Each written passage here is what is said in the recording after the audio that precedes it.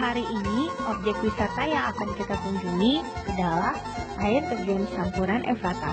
Air terjun Sampuran Efrata terletak di Desa Susololo, Kecamatan Harian, Kabupaten Samosir, atau sekitar kurang lebih 20 km dari pusat kota Pangururan.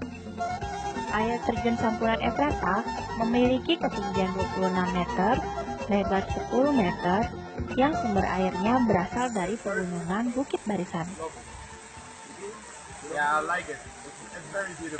Objek wisata ini juga dapat ditempuh dari simpang Menara Pandang Tele sekitar 15 menit. Air terjun Sampuran Efrata memiliki view yang sangat indah, udara yang sejuk, dan gemercik air yang menambah hawa dingin di tubuh kita. Nah, indah bukan objek wisata air terjun Sampuran Efrata? Jadi, tunggu apa lagi?